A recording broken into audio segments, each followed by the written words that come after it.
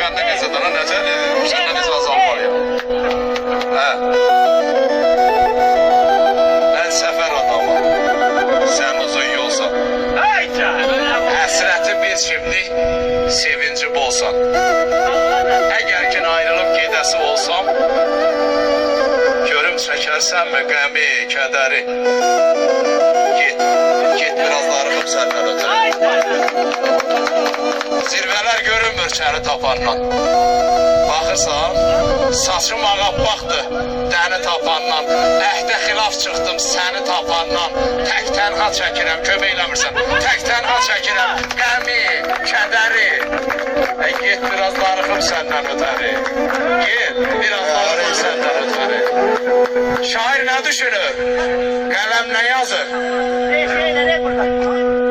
Köhnə libasdadır, həsrəti kasıb.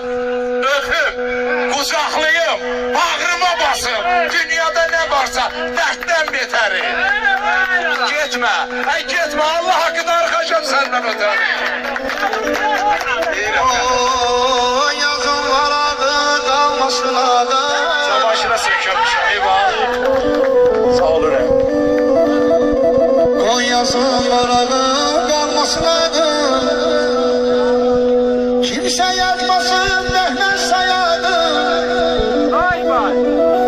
Çoxdur müqəddəsdir, ay çabam. Yaşa. Çoxdur müqəddəsdir, Gəncə torpağım, Şuşam yadıma. Adaşım sağ ol.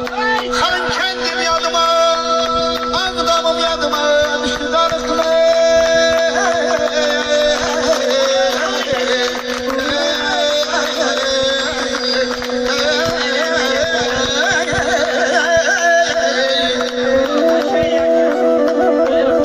Allah səni var eləsin. Adaşım. Bəhmə. Düşmənlərdən qorunmaq üçün. Yarağın yoxdursa yaraq göndərim. Ay Kamal abi. Dərdini yazmağa dərdli bir qələm. Şeirimi yazmağa varaq göndərim.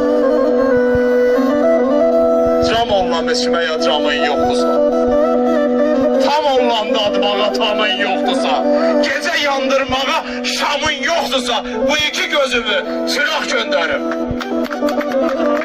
Dillərə bəllidir şairin səsi. Mən necə sevmiyimi sevən kəsi. Geniş aç qapına ev yiyəsi. Bu şair Kamalı qonaq göndərim.